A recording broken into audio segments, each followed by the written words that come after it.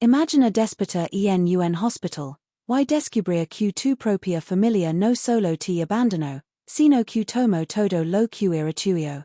Pero lo que ellos no sabían, era que un secreto oculto bajo el hospital cambiaría el destino de todos. Hasta donde pude lega la traición cuando el poder está en juego. Cuidate, porque lo que estás a punto de escuchar no es una historia común, es una advertencia. La habitación del hospital estaba silenciosa. Solo se escuchaba el goteo lento del suero. Cada gota caía con un sonido hueco que me hacía temblar. El olor a desinfectante era tan fuerte que quemaba en mi garganta. Sentía la piel pegada a las sábanas ásperas. El air pasado parecía aplastarme el pecho. Maya la puerta. Nadie entraba. Nadie preguntaba por mí. Mi familia había desaparecido desde la mañana. La enfermera me había dicho que firmaran unos papeles. Su voz sonó insegura. Como si supiera algo y no quisiera decirlo. Trait de incorporam. Un dolor punzante subió por mi costado. Una sensación fría recorrió mi espalda.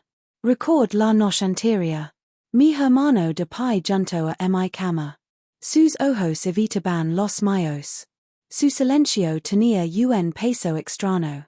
De repente, la luz del pasillo se apagó un instant. Un zumbido metálico llenó mis oídos. El corazón se aceleró sin aviso. Algo estaba mal. Muy mal. Busqué mi teléfono en el cajón. No estaba. Solo una nota doblada con torpeza. Mis dedos temblaron al abrirla. La letra era de mi madre. Una frase corta. Demasiado fría. Lo hacemos por el bien de todos. La frase ardió en mi mente. Mi respiración se volvió irregular. Una presión pesada quedó sobre mi estómago. Me levanté como pude. El suelo estaba helado bajo mis pies descalzos. La puerta chirrió cuando la empujé. El pasillo estaba vacío. Las luces parpadeaban con un destello amarillento. Un silencio antinatural se extendía por toda la planta. Camino apoyándome en la pared. El frío del metal me estremeció. El corazón golpeaba como si quisiera salir de mi pecho. Más adelante escuché murmullos. Voces bajas. Urgentes. Reconocí una de inmediato. Era mito. Hablaba con alguien del hospital. Mi nombre salió de su boca con un tono tenso. Me acerqué con pasos lentos. El pulso me retumbaba en los oídos. Una sombra se movió detrás de la cortina. Y entonces lo escuché con claridad. Una frase que me dejó sin aliento. Las propiedades están en nuestro nombre. Mis manos se debilitaron. El mundo giró un segundo. El pasillo parecía más estrecho. El aire más denso. Di un paso hacia atrás. La cortina se movió apenas. Una sensación de peligro me envolvió. Sentí que alguien me observaba desde el otro lado. Un presentimiento oscuro me atravesó el pecho. Y antes de poder reaccionar, la cortina volvió a moverse. El sonido fue suave, casi imperceptible. Pero lo sentí como un rugido dentro de mi cabeza. Mi respiración se detuvo por un instant. El silencio se hizo más pesado. Como si todo el hospital contuviera el aliento conmigo. Una figura salió lentamente de detrás de la cortina. El uniforme blanco brillaba bajo la luz parpadeante.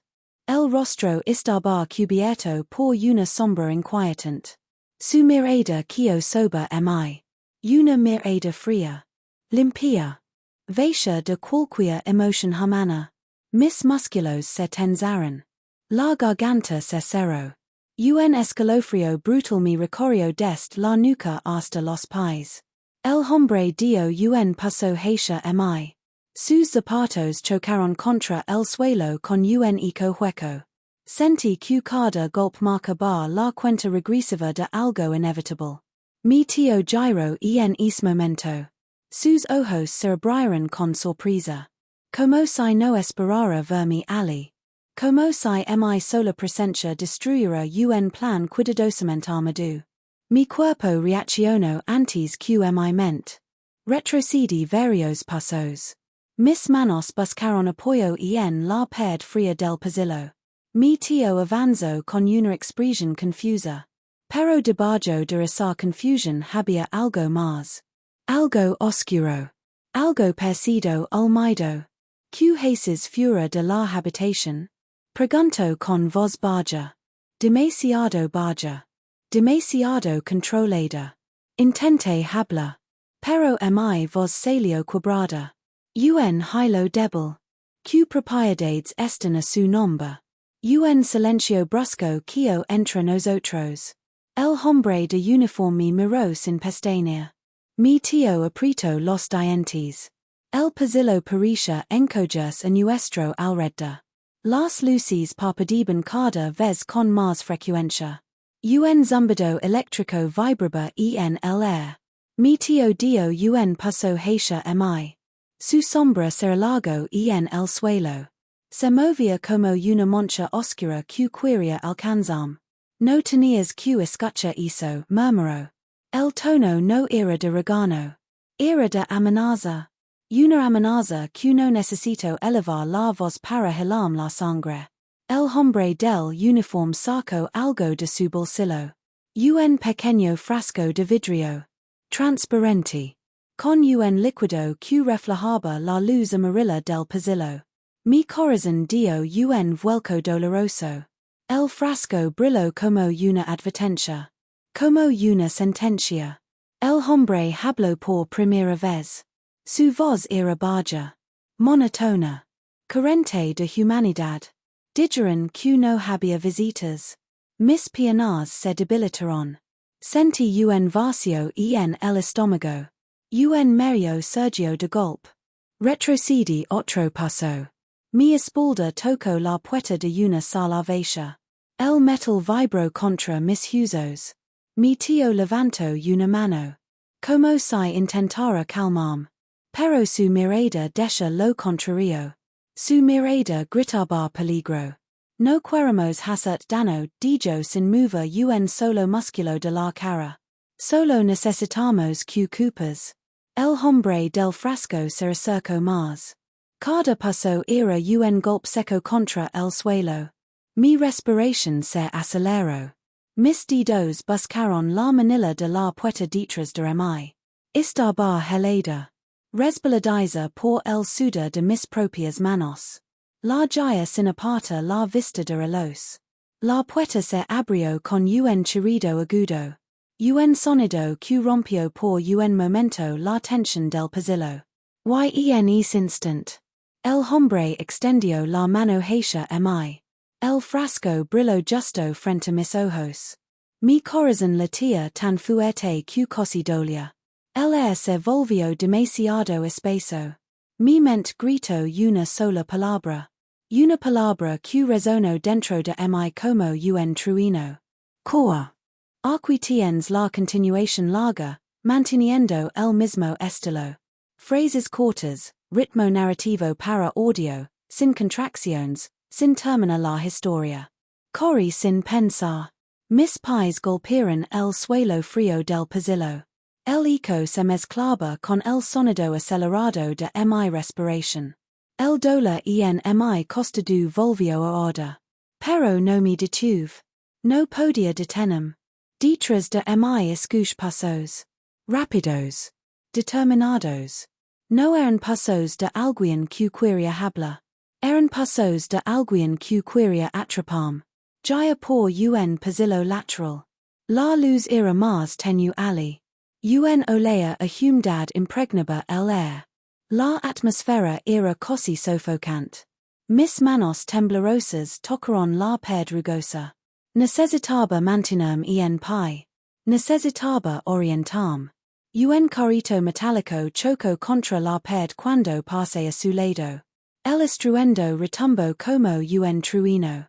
Mi corazón saltó en mi pecho. Senti ql mido mi cubria como una sombra densa. Una sombra que parisce seguir madond fura. Lega una intersección del hospital. Tres puertas cerradas. Un letrero parpadeante indicando área restringida. Un silencio extraño. Demasiado extraño. Escuche una voz detrás de mí. La voz de mito. No gritaba. No me llamaba por mi nombre. Solo dijo una frase corta. Una frase que halo mi sangre. No lo hagas más difícil. Mi cuerpo se paralizó un segundo. Mis pulmones dejaron de moverse. Una sensación áspera subió por mi garganta. El sonido de los pasos volvió a escucharse. Más cerca. Más firmes. Ya la manila de la puerta a mi derecha. No abrió. La puerta estaba bloqueada. Probe la del centro. Tampoco. El metal vibró bajo mi mano, como riendos de mi desesperación. La tercera puerta cedió apenas. Apenas un centímetro. Suficient para darme una chispa de esperanza. Me lance contra ella. Una vez. Dos veces. El impacto hizo que mi vision se nublara por un instant. La puerta se abrió de golpe. Trapiz hacia adentro. El olea a medicamentos viejos y papeles húmedos me golpeó de inmediato. Era una sala de archivo abandonada. Estanterías oxidadas. Documentos esparcidos por el suelo.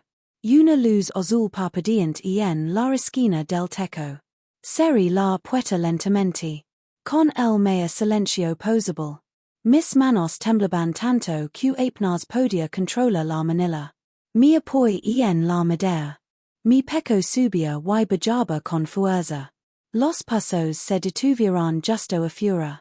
Podía escuchar la respiración de alguien. Una respiración profunda. Metódica. Calmada. Demasiado calmada para tratarse de alguien que buscaba un paciente asustado. La sombra de dos pares de pies se dibujó bajo la puerta.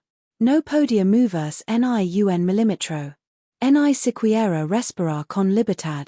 Escuche la voz del hombre del frasco. Una voz que parisce arrastra cada palabra. No está lejos. Puede estar escuchando. Mi tío respondió. Que salga por su propia voluntad. O usaremos otro método. Mi corazón latio tan fuerte que pense que podían oírlo desde fuera. Mis piernas amenazaban con sida. El sudafrío resbaló por mi cuello. Los pies se movieron. Se alejaron unos pasos. Pero no se fueron. Se detuvieron en algún punto del pasillo. Estaban esperando. Esperaban que cometiera un error. Busque un lugar para esconder milla. Moví cargas vijas con mis manos temblorosas. El ruido era leve, pero en silencio parecía un estruendo. Encontré un pequeño espacio entre dos archivadores pasados. Me metí con dificultad. El metal estaba helado contra mi espalda. Mi respiración chocaba contra mis rodillas. De pronto, algo sonó dentro de la sala. Un crujido. Muy suave. Muy lento. No provenía de la puerta. No provenía del pasillo. Venía de dentro de la misma sala. Mis músculos se congelaron. Un hormigueo subió por mis brazos. La piel de mis manos se erizó como si tocara hilo. No estaba sola allí dentro. Había alguien más en esa sala. Alguien que no había hecho el menor ruido. Hasta ahora. Un susurro rompió la oscuridad. Un susurro áspero. Cercano. Demasiado cercano. Te estaban esperando. Mi cuerpo se tensó de golpe. El susurro estaba tan cerca que sentí el rozar mi oído. Un escalofrío brutal me recorrió la columna. No podía moverme. No podía girar la cabeza. No podía siquiera tragar saliva. La oscuridad alrededor parecía más espesa. Más pesada. Casi viva. El sonido de una respiración lenta Sergio a mis espaldas. Una respiración distinta a la mia. Más grave. Más profunda. El miedo me aprieto el pecho como una mano invisible. Mis dedos se cerrarán en un puño sin cuyo lo ordenara. Un tembla involuntario recorrió mis piernas. No tengas miedo, susurro esa voz desconocida. Su tono era extraño. Ni amable ni hostil. Solo, inquietant. Una sensación de que la broto justo detrás de mí. Como si la persona estuviera demasiado cerca. Demasiado real. Reuni el vela suficiente para girar apenas. Solo un milímetro. Solo lo necesario para ver la silueta que se escondía en la oscuridad. Un rostro apareció entre las sombras. Pálido. Demasiado pálido para parecer sano. Los ojos abiertos como si no parpadearan nunca. Mi pecho subió y bajó con violencia. No conocía a esa persona. No tenía idea de cómo entró allí. Y lo más perturbador. No sabía cuánto tiempo llevaba observándome. Ellos no son tu mea problema, murmuró. La voz sonó casi como un lamento. Un susurro que parecía lega dest un lugar muy lejano. Mis labios se movieron con dificultad. Mi voz salió quebrada. ¿Quién es? La figura parpadeó por primera vez. Un parpadeo lento. Pesado. Como si levanta los párpados doliera.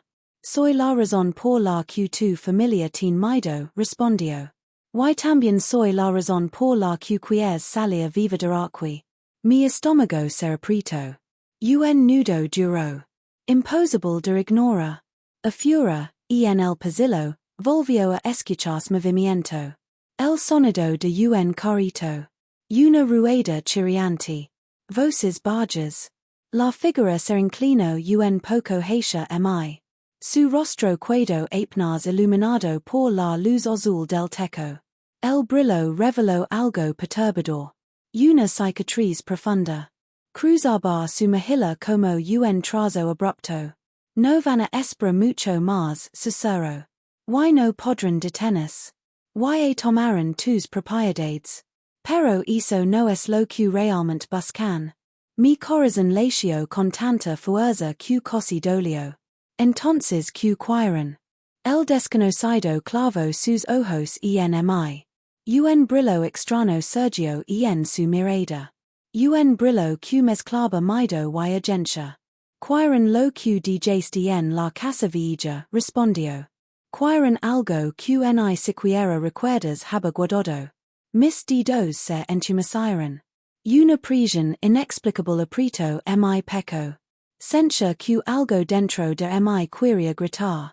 La figura se inclinó más, acercando sus labios a mi oído. Su voz bajó a un susurro casi inaudible. Y si ellos lo encuentran primero. Su respiración se detuvo un segundo. Sus ojos se oscurecerán aún más. Tú no saldrás de este hospital. Un ruido fuerte resonó en la puerta. Un golpe seco. Luego otro. Y otro. La encontramos, dijo la voz del hombre del frasco. No pude estar lejos. El desconocido dio un paso atrás. Sus ojos se clavaron en la puerta. Parecía calcular algo. Algo urgent. Luego volvió a mirarme. Su tono cambió. Se volvió firme. Directo. Si quieres viva, seguime. Pero tendrás que hacerlo ahora. Abrió una pequeña rejilla en la pared del archivo. Un hueco oscuro. Estrecho. Como un túnel oculto. El aire frío salió de allí adentro. Un olea a metal oxidado. Un susurro lejano como si algo se moviera en la profundidad.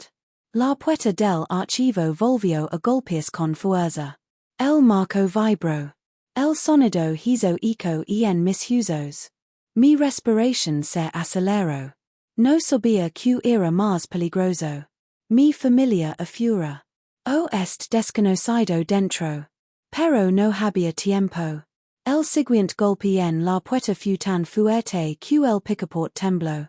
El desconocido me extendió la mano. Su rostro estaba serios. Tenso. Pero en sus ojos había algo que no esperaba encontrar. Una chispa de urgencia. Y de miedo real. Un miedo que no era hacia mí, sino hacia lo que venía detrás de esa puerta. Decide, susurro. Antes de que los deciden por ti. Tomé su mano. No porque confiara en él, sino porque no tenía ninguna salida. El desconocido me guió hacia la abertura. El metal helado raspó mis brazos al entrar. El air dentro era espeso, denso, casi antigua. Avanzamos agachados. El túnel era estrecho. Como si hubiera sido construido para ocultar secretos. No para permitir el paso de personas. A nuestras espaldas. El sonido de la puerta del archivo explotó en un estruendo. Escuché el grito de mito. Un grito lleno de furia. Y miedo. El desconocido aceleró el paso. Yo lo seguí como pude. Mi respiración chocaba contra las paredes del túnel. Mi corazón golpeaba sin control. Entonces una luz apareció al fondo. Una luz tenue, amarilla, vibrante. Mi guía se detuvo y señaló la salida. Salimos a una habitación circular. Antigua. Llena de polvo y olea a madera humida. En el centro había un bol viejo. El mismo bol que recordaba de mi infancia. El mismo que cry perdido. El desconocido me miró. Sus ojos brillaban con una mezcla de urgencia y alivio. Todo comenzó aquí, dijo. Y aquí debe termina. Me acerco al bol. Mis dedos temblarán al tocar la tapa. Una oleada de recuerdos perdidos se abrió paso. La mano de mi padre. La risa de mi madre. Mi hermano pequeño jugando a mi lado. Y una lave. Una lave que yo había escondido. Una lave que abría algo que mi familia no debía tener. Abrí el bol. Dentro no había joyas. Ni documentos. Ni dinero. Solo había una carpeta gruesa. Y dentro de ella. Los títulos originals de todas mis propiedades. Firmados a mi nombre. Protegidos legalmente por cláusulas que yo misma había pedido. Y olvidado tras el accidente. Querían esto, murmuró el desconocido. Querían borrar cada rastro tuyo. Pero no podían hacerlo sin recuperar estos documentos. Mis ojos ardieron. No de miedo. Sino de una mezcla de tristeza y fuerza. Habían intentado de llamar en un hospital. Habían tomado mi casa. Habían firmado en mi ausencia. Pero no contaban con este lugar. Ni con mis propios recuerdos regresando como un golpe de luz. Tomé la carpeta. Me levanté con firmeza. El desconocido me observó con una leve reverencia. Y no necesitas que te guide dijo. Ahora los temerán tu regreso. Un ruido retumbó en el túnel. Mi familia estaba cerca. Pero ahora no tenía miedo. Maya la carpeta. Maya la salida oculta. Y mi maya por primera vez con claridad. Todo lo que era mío volvería a ser mío. Pero no por venganza. Sino por justicia. Subimos por una escalera escondida. La luz del exterior comenzó a filtrarse. A cada paso sencha que dejaba atrás la versión rota de mi. Cuando finalmente salimos a un jardín abandonado detrás del hospital. Respira hondo. Era air fresco. Air real. Air libre. Maya al desconocido. El asincio. No dijo su nombre. No explicó su parado. Simplemente se alejó por el camino de tierra. Como si su única misión hubiera sido ayudarme a recordar quién era. Y en ese instante entendí algo. A veces la familia que debería cuidar es quien más daño puede hacer. Y veces la ayuda lega de lugares inesperados. Cuando y no cuida nadie. Apret la carpeta contra mi peco. Senti su peso. Mi identidad. Mi historia. Mi vida. Era hora de recuperarlo todo. No con miedo. No con odio. Sino con una fuerza que ellos nunca imaginaron que yo tenía. Con pasos firmes. Dejé atrás el hospital. Y volvía a mi vida. Una vida que esta vez defendería hasta el final.